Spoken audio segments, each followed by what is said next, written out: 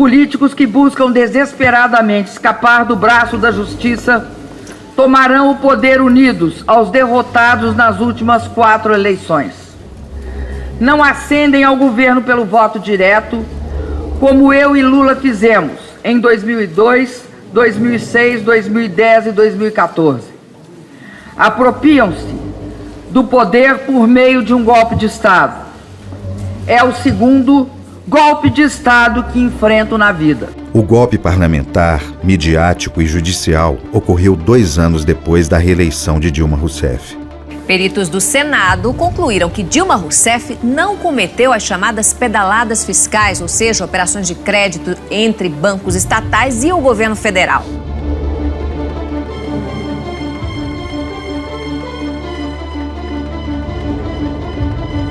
Costuma-se dizer que a primeira vítima de uma guerra é a verdade. Na realidade, guerras tradicionais e guerras políticas começam com desprezo pelos fatos. No Brasil, não foi diferente. A primeira vítima do golpe parlamentar midiático e de parte do judiciário cometido em 2016 não foi só a democracia, foi também a verdade. A mentira nasceu na mente doentia e na má-fé dos derrotados nas urnas. Foi espalhada aos 4 ventos pela imprensa golpista, principalmente a Rede Globo, e acabou sendo usada para derrubar um governo democrático. Mentiram sobre o tamanho da crise. Diante do terremoto provocado pela saída do Reino Unido da União Europeia, 1 mês e meio depois de assumir interinamente o governo, os golpistas reconheceram que a situação do Brasil é de solidez e segurança. O Brasil não estava quebrado, nunca esteve quebrado. Os governos do PT deixaram 380 bilhões de dólares em reservas. A mentira sustentou a fraude de um impeachment sem crime. Por causa desta fraude, o Brasil vive hoje a mais grave crise de sua história contemporânea. Desde 2016, quando Dilma Rousseff deixou a presidência, o país está mergulhado num colapso institucional sem precedentes. Dilma e o Brasil foram vítimas de uma conspiração protagonizada pela oposição.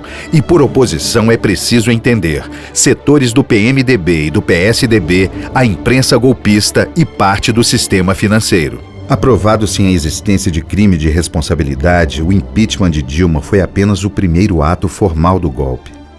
Na verdade, foi o episódio inaugural de um processo devastador que já dura 2 anos e meio.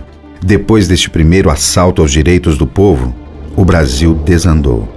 O golpe arruína o desenvolvimento do país, aniquila a soberania nacional e anula a chance de dias melhores para o povo brasileiro. O projeto nacional progressista, inclusivo e democrático, que represento, está sendo interrompido por uma poderosa força conservadora e reacionária, com o apoio de uma imprensa facciosa. Vão capturar as instituições do Estado para colocá-las a serviço do mais radical liberalismo econômico e de retrocesso social. Em 28 de outubro de 2014, Dilma venceu pela 2ª vez consecutiva as eleições presidenciais. Obteve 54.501.118 votos. Foi reeleita para governar o Brasil por mais 4 anos. A contagem dos votos foi emocionante. Influenciado por informações extraoficiais de jornalistas, Aécio chegou mesmo a comemorar a vitória, que não veio.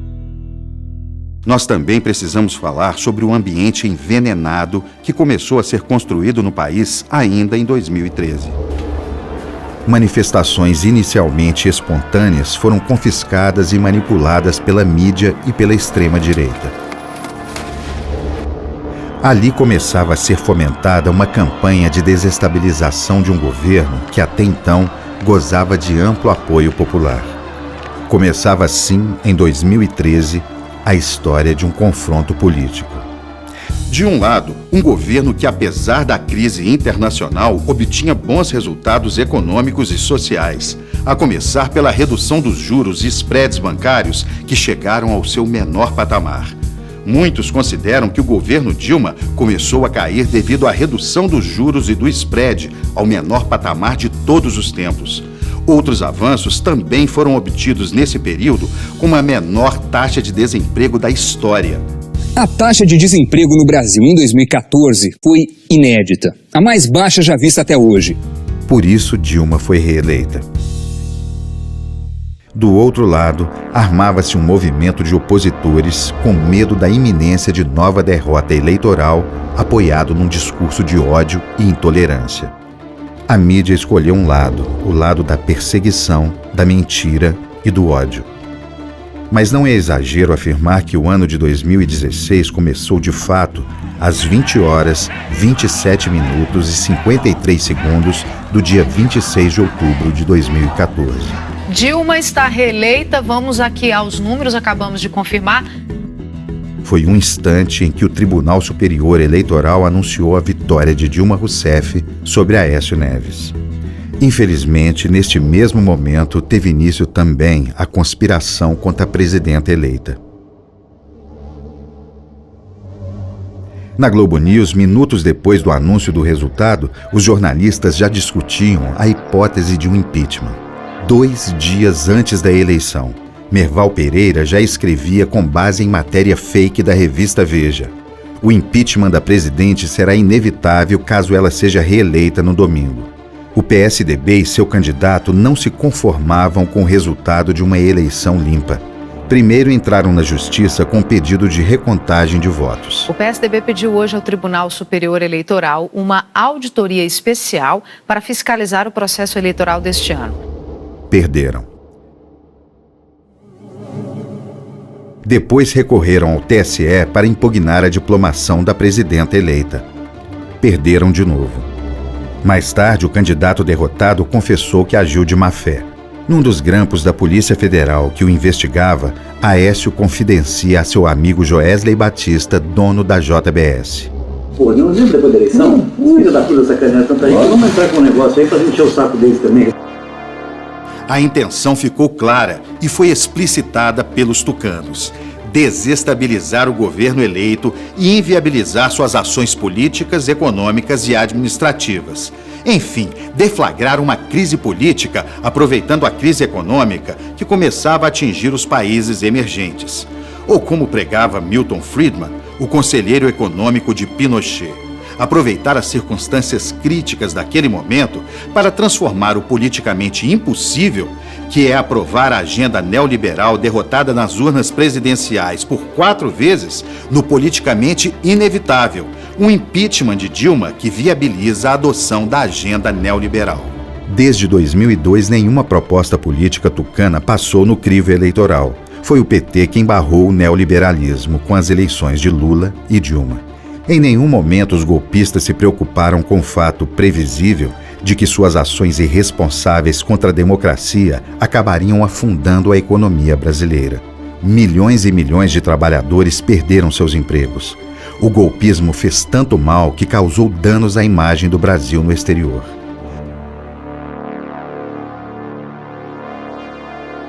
She herself has not been tainted by or even accused of corruption, and she refuses to resign. Of the 594 Congress members, 352 face accusations of criminal wrongdoing, according to multiple reports. Pela Constituição brasileira, a destituição legal de um governo só pode se dar diante de irregularidades cometidas durante um mandato em vigor, não em relação a mandatos já encerrados. Em março, o primeiro pedido de impeachment foi apresentado. O governo não tinha 6 meses de vida e nada menos que 16 pedidos de impeachment foram apresentados. Também foi em março que Eduardo Cunha, o piloto do golpe, se elegeu presidente da Câmara, apoiado por muitas dezenas de deputados cujas campanhas ele sustentou financeiramente, segundo investigações da polícia e do MP. Juntava-se neste momento o pior dos mundos para uma jovem democracia como a nossa. A crise forjada pelo partido derrotado nas urnas, a sabotagem ao governo eleito por parte de uma maioria parlamentar financiada por um deputado corrupto, de acordo com o Ministério Público e a Polícia Federal, um presidente da Câmara disposto a tudo para manter e inflar seu poder de intimidação e extorsão, um vice-presidente da República movido pela inveja e pelo desejo de poder, um judiciário em estado de obsequioso silêncio, e uma imprensa disposta a forjar e amplificar a crise para prejudicar o governo e o seu partido. mesmo que para isso tivesse de causar danos enormes ao país e ao seu povo. Foi a época das pautas-bombas, projetos aprovados pela maioria golpista do Congresso apenas para impor gastos com os quais o governo não poderia arcar. Os vetos do governo a projetos da chamada pauta-bomba.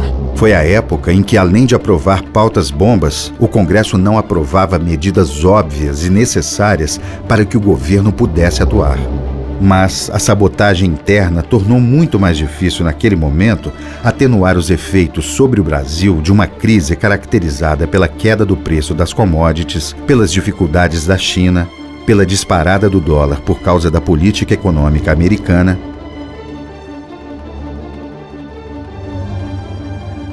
e aqui dentro pelos efeitos da seca sobre o custo da energia. O boicote da oposição impôs a barbárie do quanto pior, melhor. Diante das dificuldades políticas fabricadas pela oposição, Dilma tomou uma decisão: convocar Lula para ajudá-la na condição de ministro-chefe da Casa Civil da presidência. A experiência de Lula e sua relação de amizade e confiança com Dilma poderiam ser extremamente úteis naquele período turbulento. Lula tomou posse. A oposição recorreu ao judiciário para interditar a nomeação de Lula, embora nada houvesse do ponto de vista legal que pudesse impedir o ex-presidente de trabalhar no governo. O STF vetou a nomeação de Lula e tomou essa decisão insólita pressionado por um clima de comoção forjado por um ato ilegal da justiça. Às vésperas da posse do ex-presidente na Casa Civil, o juiz da 13ª Vara de Curitiba autorizou o vazamento de um grampo ilegal em que Dilma e Lula conversavam sobre a posse. Um ato duplamente ilegal.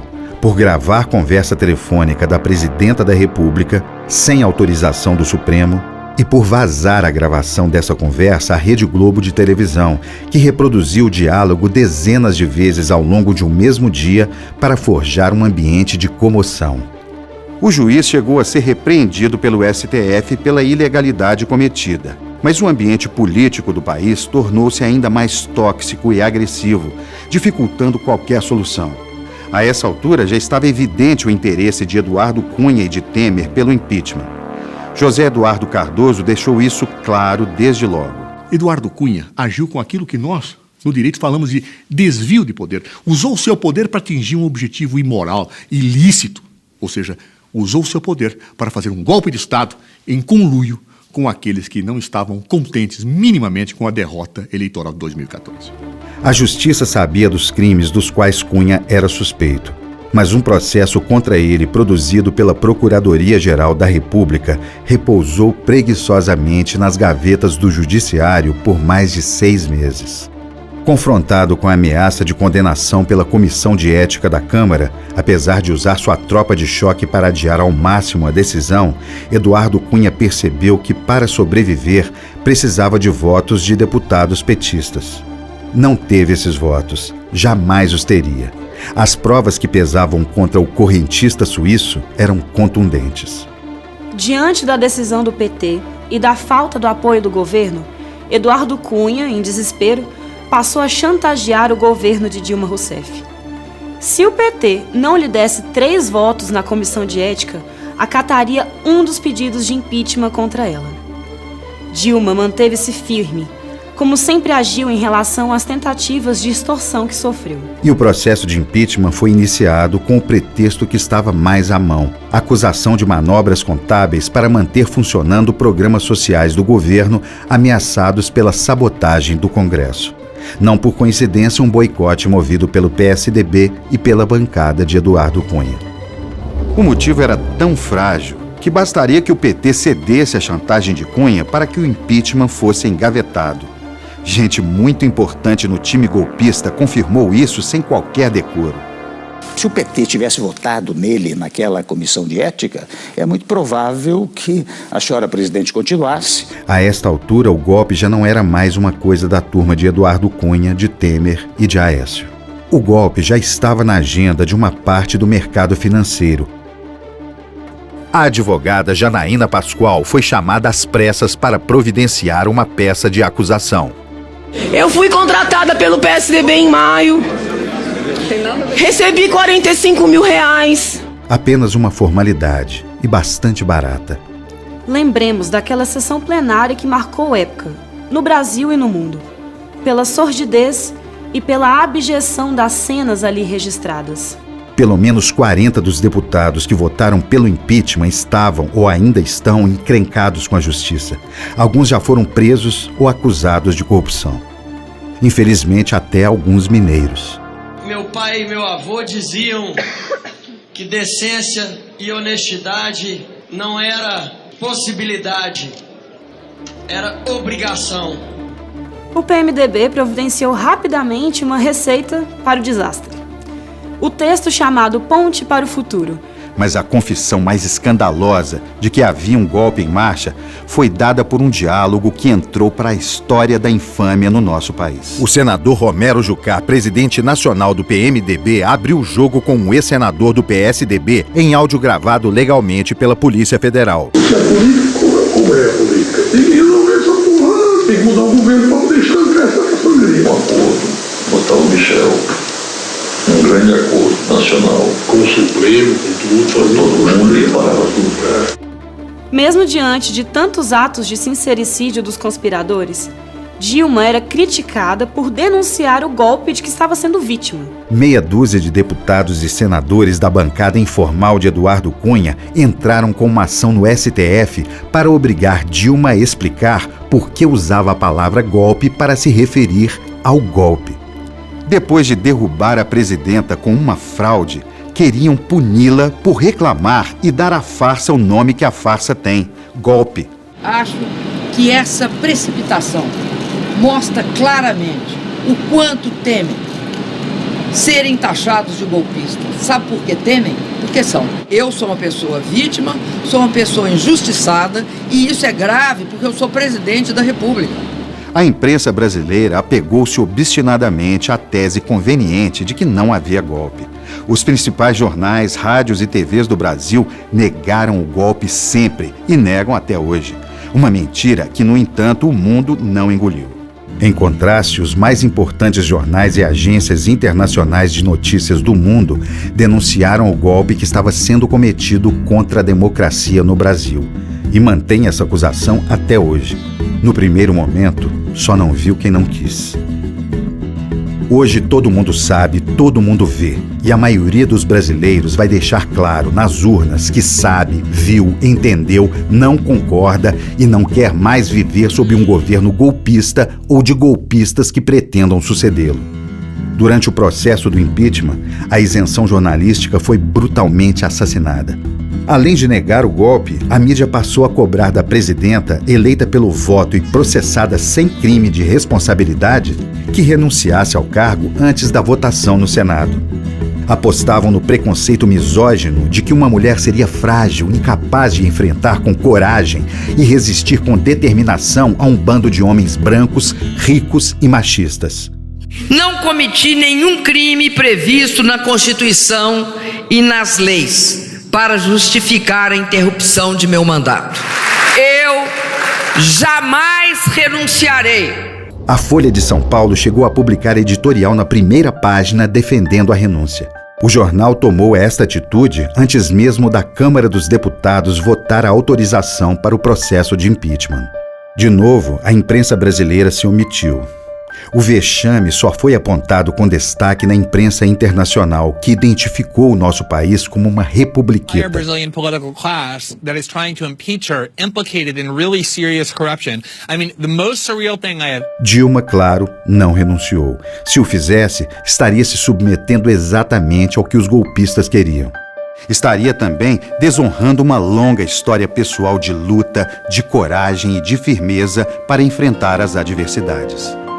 Mais uma vez, Dilma não fugiu à luta.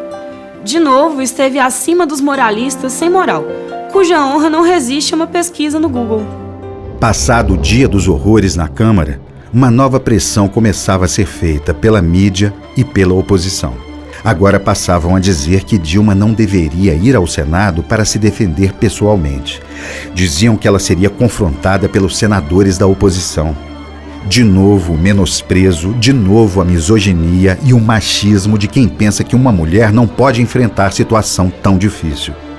Mas, novamente, Dilma desobedeceu seus algozes e fez o que a vida lhe ensinou a fazer: lutar, enfrentar, defender com coragem o que considera justo. Firme, sincero, seu discurso no Senado fez silenciar os que se arvoravam ao papel de carrascos. Encarou de frente os golpistas, encarou de frente, olhando nos olhos, o escrivão do golpe, Antônio Anastasia, e sua redatora Janaína. Derrubou uma a uma as alegações usadas contra ela. Destruiu a falsa tese do impeachment pelo conjunto da obra, como se a Constituição brasileira pudesse aceitar outra razão para o impedimento que não seja o crime de responsabilidade. Demonstrou em histórico pronunciamento político e juridicamente enfático que havia sim, acima de qualquer dúvida, sido vítima de um golpe de Estado e de uma brutal injustiça. Exercendo a presidência da República, tenho honrado o compromisso com o meu país, com a democracia, com o Estado de Direito. Tenho sido intransigente na defesa da honestidade na gestão da coisa pública. Por isso, diante das acusações que contra mim são dirigidas neste processo, não posso deixar de sentir na boca novamente o gosto áspero e amargo da injustiça e do arbítrio. E por isso, como no passado, resisto.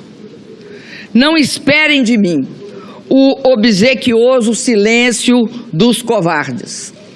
No passado, com as armas e hoje com a retórica jurídica, pretendem novamente atentar contra a democracia e o Estado de Direito. Peço a Deus que algum dia, se Dilma Rousseff for condenada, um novo ministro da Justiça tenha a dignidade de pedir desculpas a ela.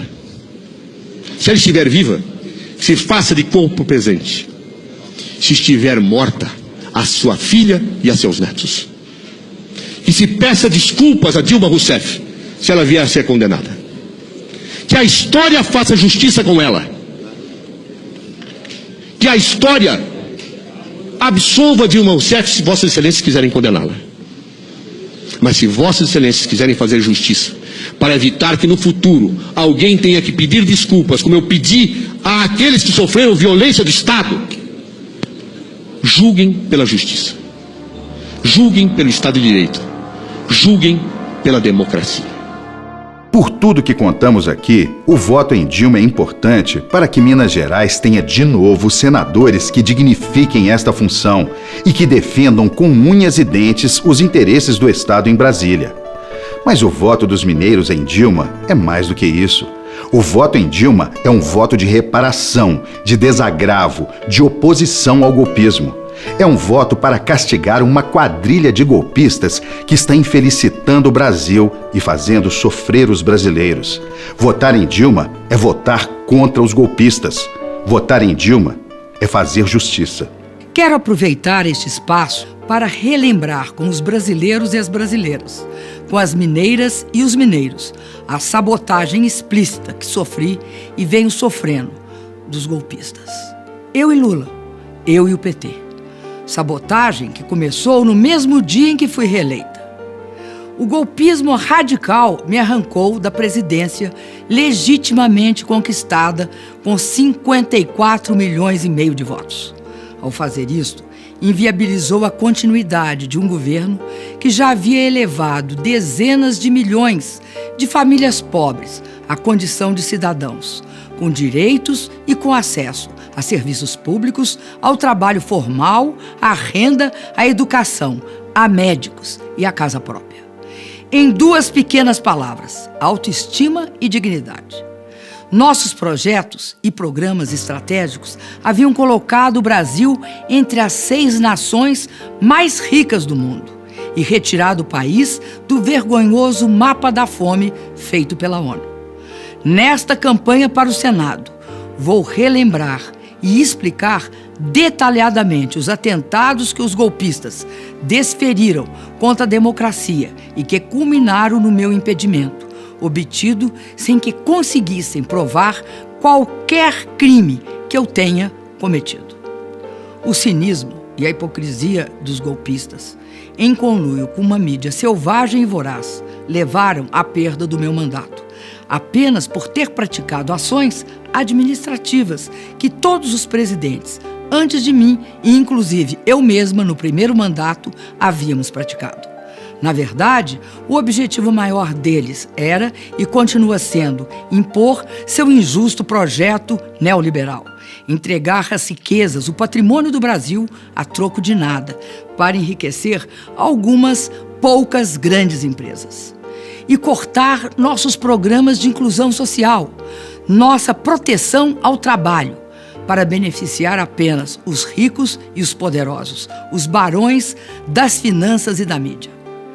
Eles sabem muito bem que esta agenda de retrocesso, atraso e destruição vai perder nas urnas. Vai perder mais uma vez. Por isso, eles não gostam do voto popular. Por isso, eles prendem Lula. Por isso, eles impedem que Lula seja candidato à presidência da República. Mesmo porque voto é coisa que eles não têm e nem terão. Me apresento agora como candidata ao Senado Federal para continuar lutando contra os golpistas a favor da democracia e do progresso que nosso povo merece. Enquanto isso, eles continuam tramando contra o Brasil, contra o povo brasileiro, contra todos nós. Não vencerão. Como disse Lula ao indicar Haddad como nosso candidato a presidente. Nós já somos milhões de Lulas e de hoje em diante, Fernando Haddad será Lula para milhões de brasileiros. O Brasil vai ser feliz de novo.